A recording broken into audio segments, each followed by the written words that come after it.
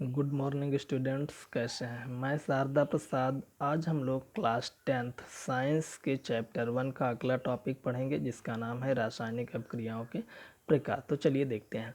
अभिक्रिया के कारण होने वाले रासायनिक परिवर्तन के आधार पर रासायनिक अभिक्रिया निम्न प्रकार की होती है, जिसमें पहला है योगात्मक अभिक्रिया, जिसे एडिशनल रिएक्शन भी कहते हैं। वह रासायनिक अभिक्रिया जिसमें दो या दो से अधिक पदार्थ परस्पर अभिक्रिया करके एक उत्पाद का निर्माण करते हैं, योगात्मक अभिक्रिया कहलाती है। यानी कि जब रासायनिक अभिक्रियाओं में एक से अधिक पदार्थ आपस में अभिक्रिया करके सिर्फ और सिर्फ एक उत्पाद का निर्माण करते हैं, तो इसे योगात्मक अभिक्रिया कहते हैं। चलिए उदाहरण के माध्यम से समझते हैं।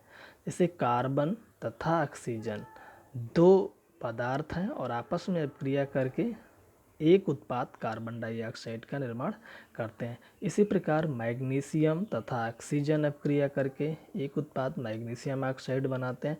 इसी प्रकार से नाइट्रोजन और हाइड्रोजन अभिक्रिया करके अमोनिया बनाते हैं। इसी तरह से एथिलीन हाइड्रोजन से अभिक्रिया करके एथेन बनाता है। तो ये सभी के सभी जो रासायनिक अभिक्रियाएं हैं, इसमें सिर्फ एक उत्पाद बना है। इस आधार पर यह अभिक्रियाएं योगात्मक अभिक्रिया है। अगला है वियोजन अभिक्रियाएं, जिसे डिकम्पोजिशन रिएक्शंस भी कहते हैं। वह रासायनिक अभिक्रिया जिसमें एक पदार्थ किसी बाह्य कारक जैसे ऊष्मा, विद्युत आदि की उपस्थिति में दो या दो से अधिक छोटे यौगिकों अथवा अपने अवयवी तत्वों में अपघटित हो जाता है, वियोजन अभिक्रिया कहलाती है।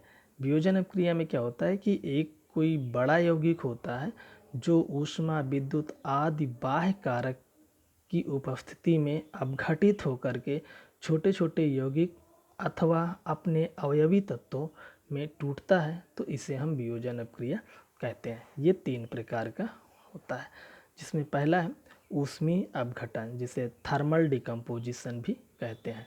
वह रासायनिक अभिक्रिया जिसमें यौगिक ऊष्मा के द्वारा दो या दो से अधिक सरल पदार्थों में अपघटित हो जाता है, ऊष्मीय अपघटन अभिक्रिया कहलाती है। एग्जाम्पल में जैसे कैल्शियम कार्बोनेट, जिसे ऊष्मा देने पर यह कैल्शियम ऑक्साइड तथा कार्बन डाइऑक्साइड में अपघटित हो जाता है। इसी तरह फेरस सल्फेट ऊष्मा पा करके ferric oxide plus sulphur dioxide plus sulphur trioxide में अपघटित हो जाता है।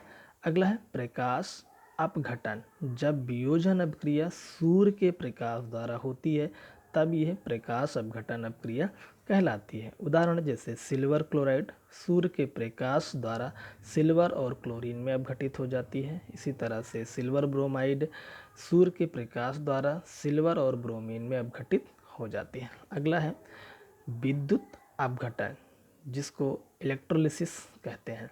जब वियोजन की अभिक्रिया यौगिक के जलीय विलयन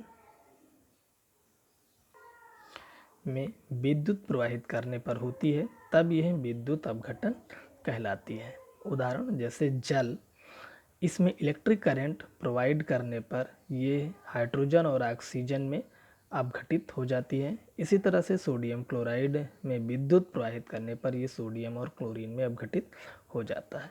चलिए गृहकार नोट कर लीजिए। योगात्मक अभिक्रिया क्या है, ऊष्मीय अपघटन अभिक्रिया क्या है। चैनल को सब्सक्राइब करिए और इस पर अच्छे से मेहनत करिए।